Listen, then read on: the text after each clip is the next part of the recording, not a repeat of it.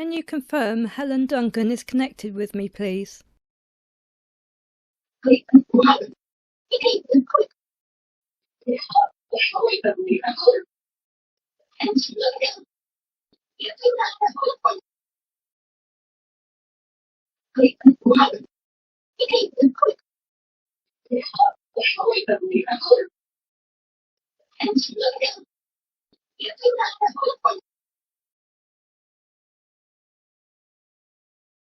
Helen Duncan is often called Britain's last witch, but Scottish medium was nothing of the sort.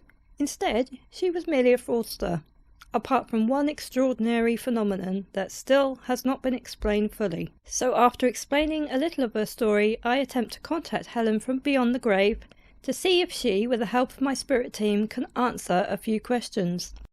Helen Duncan was born in a small town in Scotland in 1897. As a child, Helen was said to cause distress at school by tormenting her classmates with frightening prophecies, and from a young age, Helen believed she was clairvoyant and could see the spirits of the dead. Her behaviour, along with her stormy temper, earned her the nickname Hellish Nell. Helen was the last woman sent to prison in 1944 for a breach of the Witchcraft Act of 1735. That law was repealed and replaced with the Fraudulent Mediums Act of 1951, which later, in 2008, was repealed altogether. Helen wasn't a particularly good medium. The way she earned her living was to hold seances and charge plenty for her services, but she was rumbled several times as a fraud. As an adult, she would eventually have 6 children by Henry, her husband, who saw a great way of making money from his wife's talents in clairvoyance. She read tea leaves and made predictions and earned a few shillings for doing so. During Duncan's lifetime, mediums were taken so seriously that some believers would pay thousands of pounds for a séance and even go as far as giving away their houses and remaking their wills. And by 1926 she had become a fully fledged medium. Her séances were soon the talk of the town. Even the ghost of that local man turned Sherlock Holmes creator, Sir Arthur Conan Doyle, a great believer in spiritualism, was said to have materialised at sittings. A prominent feature of her séances was her apparent ability to produce ectoplasm from her mouth during her trances when she was transformed into her spirit partners Albert or Peggy, a young girl whose voice apparently spoke through her. Helen had grown quite obese, and the contrast between this 280-pound woman and the childish voices was part of the reason why people believed her.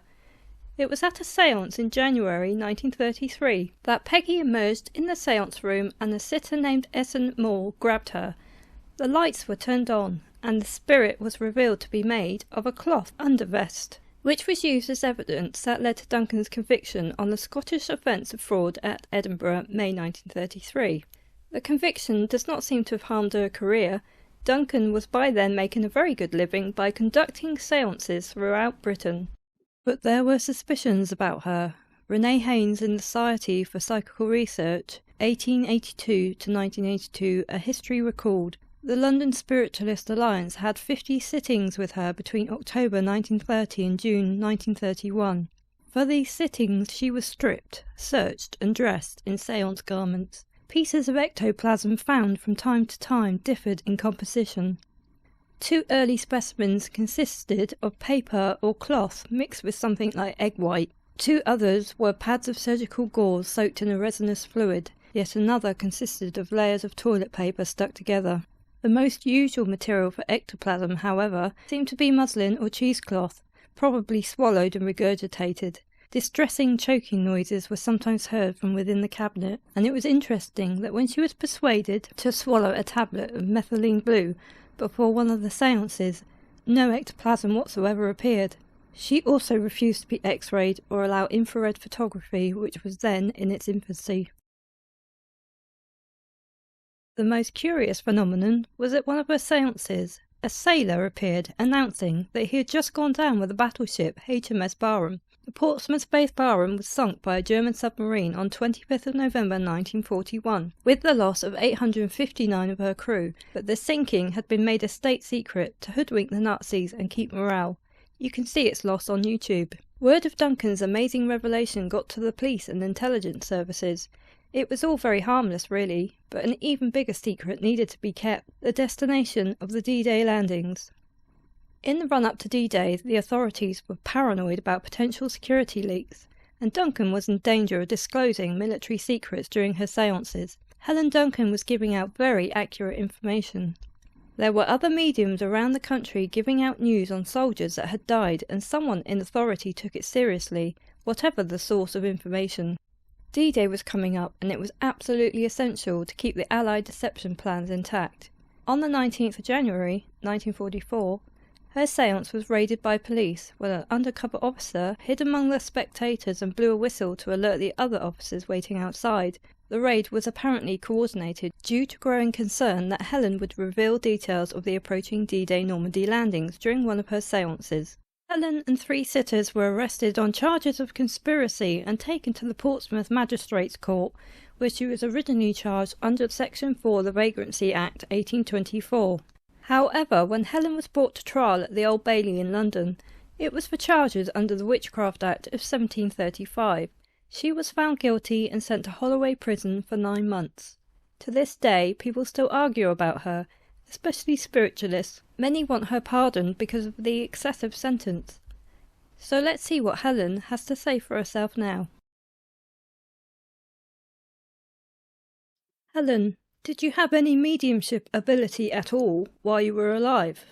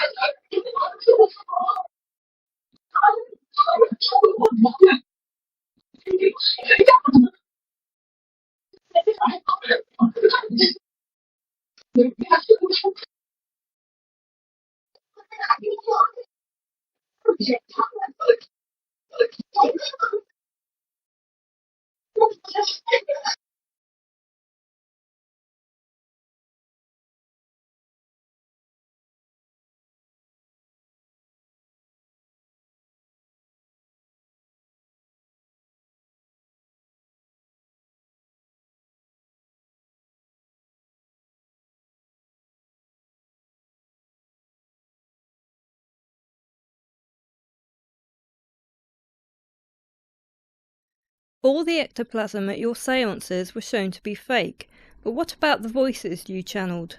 Were any of these real, or did you fake those as well?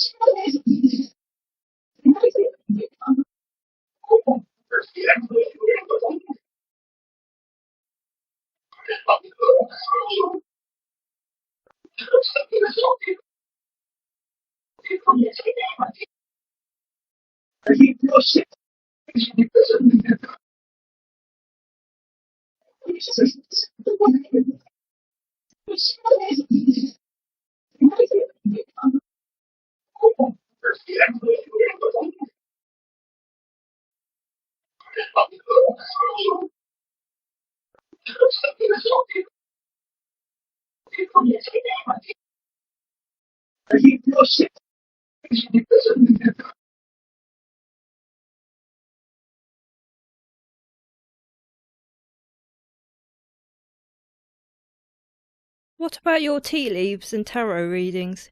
Were you making it up as you went along, or do you really have a gift at reading these?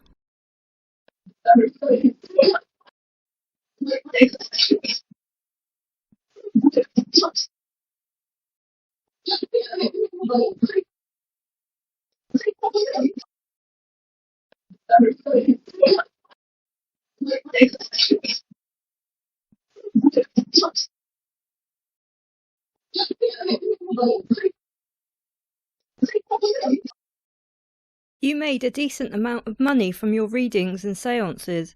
Did you feel this was the only way to survive and live a better life?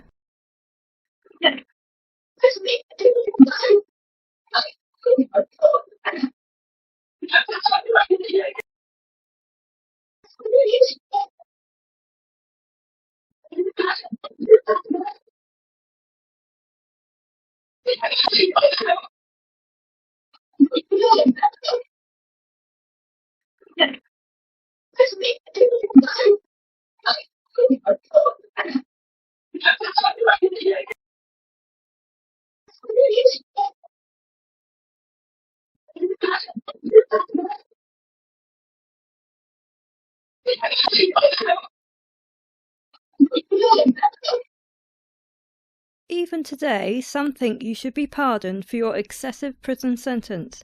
They wanted to make an example of you. How do you feel about this? Do you think you should be pardoned, or does it not matter anymore?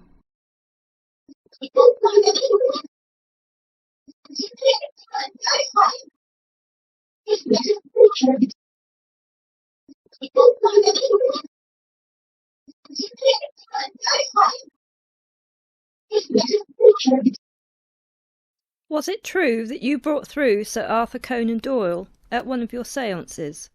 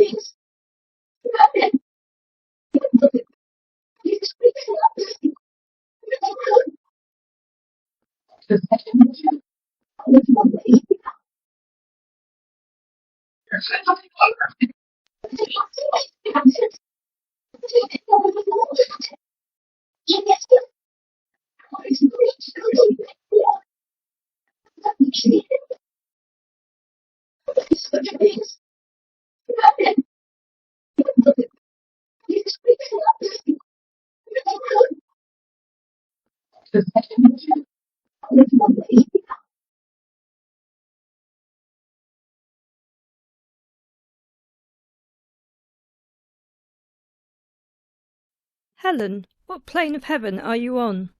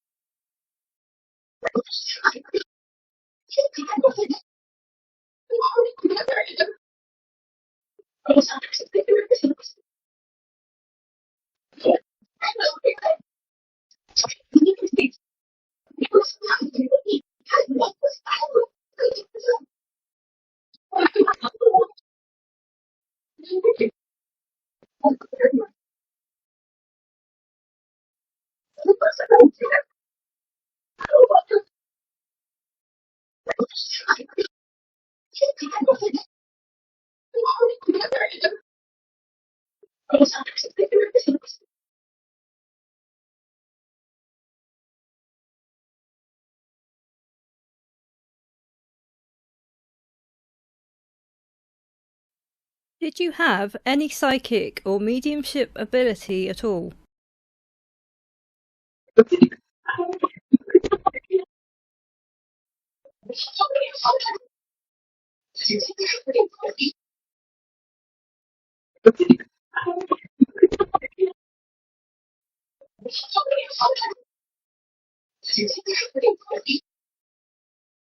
Do you regret misleading people and being a fraud when alive?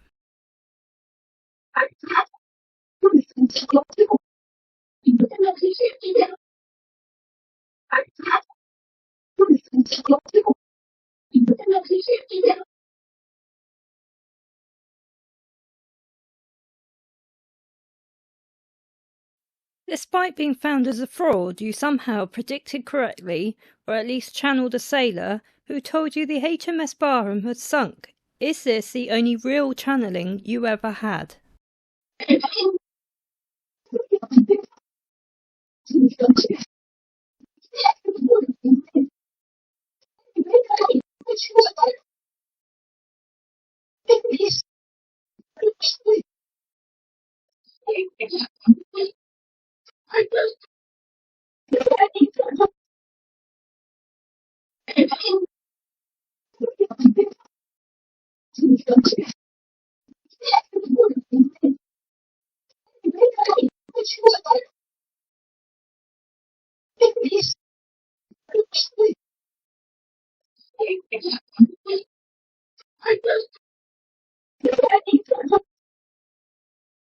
Were you yourself surprised that you had correctly predicted the sinking of the ship?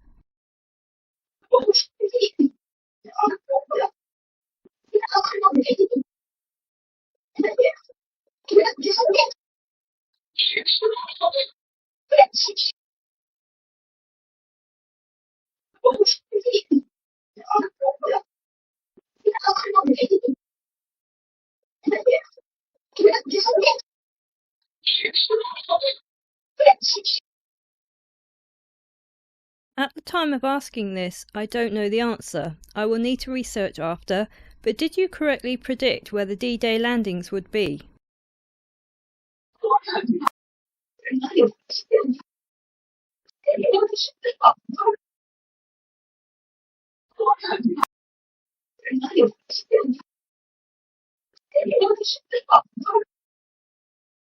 I'd like to thank you for coming through if you did and answering my questions. Is there anything else you'd like to say before I end this session?